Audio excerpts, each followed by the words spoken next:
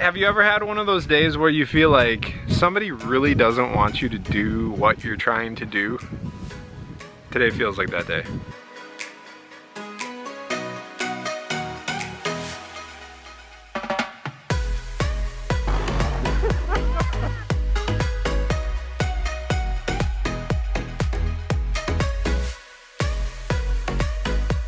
All right, so we run 8 acres of hay on our property.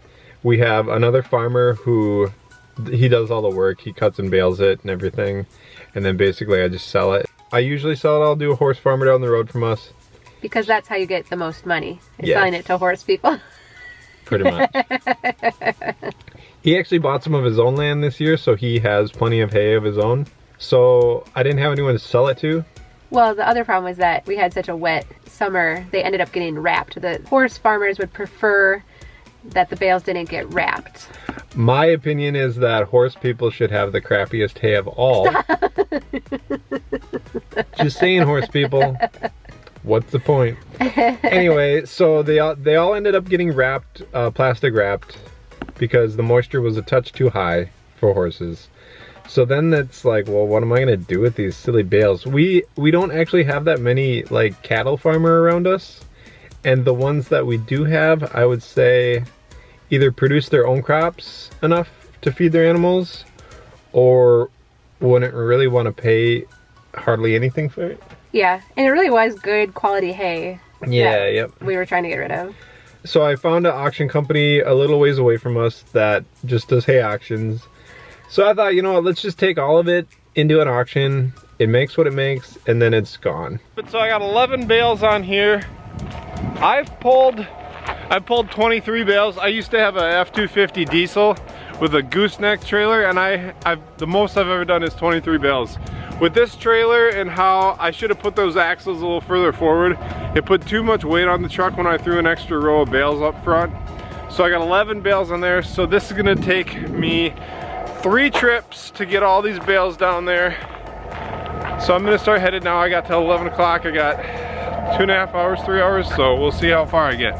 So the first load. How many bales total did we have to get rid of at that point? 30. Okay.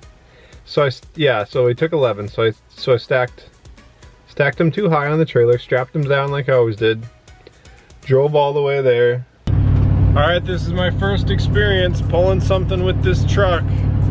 It seems to be doing so good so far. I don't actually have a clue how much those bales weigh, so I don't know how much weight I'd put on the truck right now. There's 11 bales on there, so if they're 1,000 pounds, it's 11,000 pounds. I don't know if they're that heavy or if they're heavier. I really don't know. But we're about to put it through its paces here. There's a huge hill on this road that we got to go on. So here's what we're going on. Which is nothing compared to the hills we were running through in Texas with the other truck, but regardless, it's a big hill.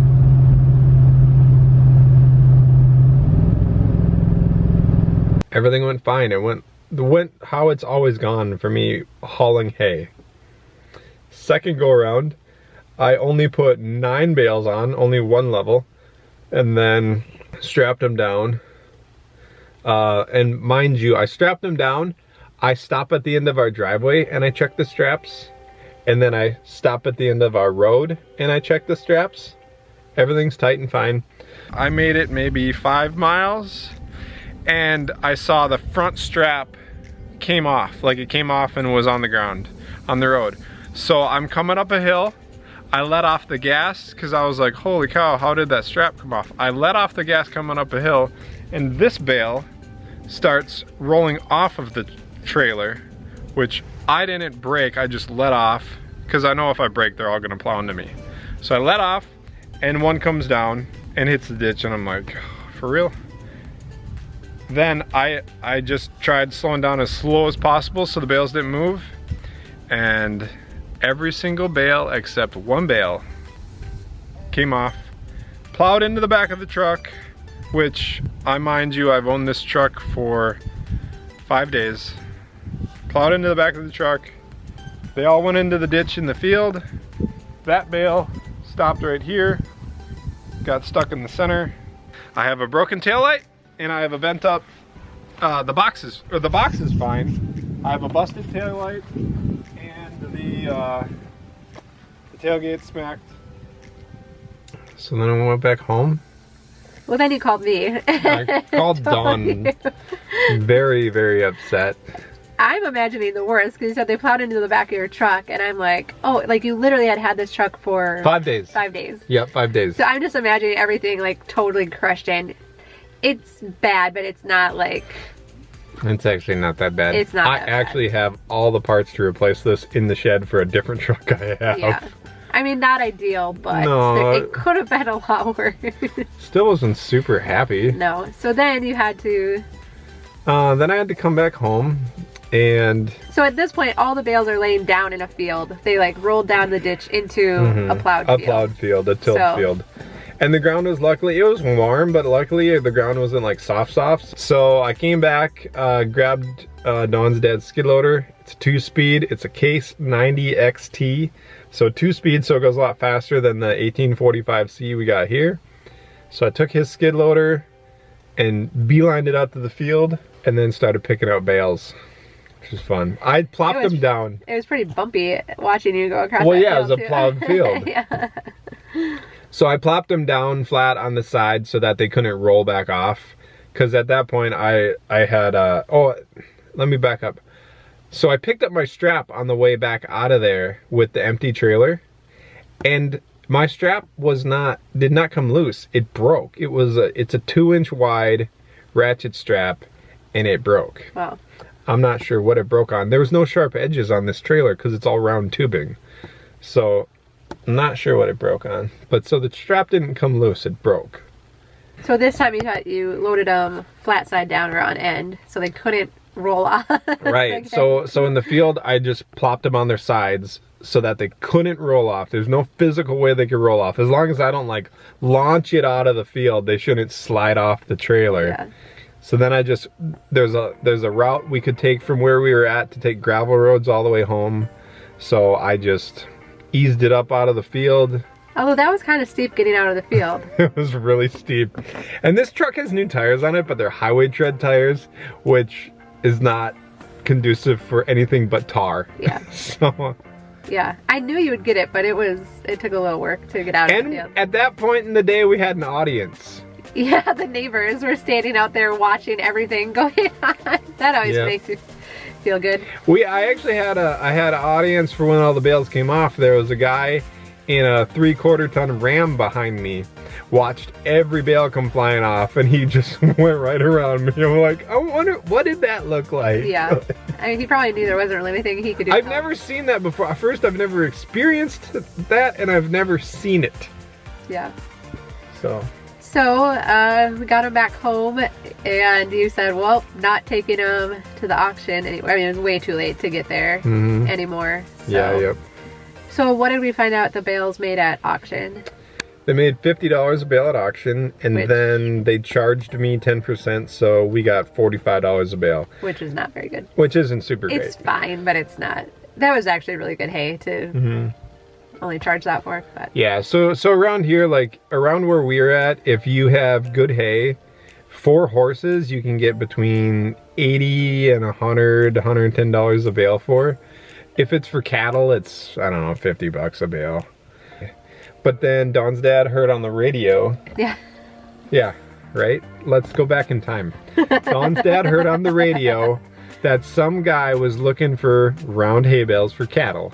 So I called the guy and he wanted them all. So I actually, again, I said I didn't want to deliver them. I delivered all these bales out to him. So yeah, but you could tell he was kind of a small farmer, and it was I don't mind helping him out. So, yep, do what you got to do. So, so needless to say that last Saturday did not go anything how you thought it was gonna. No, and actually, we had been thinking about tilling all this under and running it in crops because all of our land around us we run into corn and beans, and so. The hay ground, we bought the hay ground earlier. We bought that with the house. So the rest of the land we bought later on. And so Yeah, we were like, let's just let my dad till it and brother till it chill under. this junk under and be done with hay. What are you thinking now? That's what I'm still thinking. I'm still thinking that. Oh yeah, we're done with hay. It's just not worth it. When you have our first crop was our very best. It got cut in the right time. It got baled dry. Like when Dawn says our first crop, she means like the first cutting of the very first year that we planted hay. That is it. Yeah. Ever since then, it's been a nightmare. It's just been too wet. The weather hasn't cooperated. It's got rained on. It's too stressful. So we might be plowing this under as soon as the frost comes out. Yep.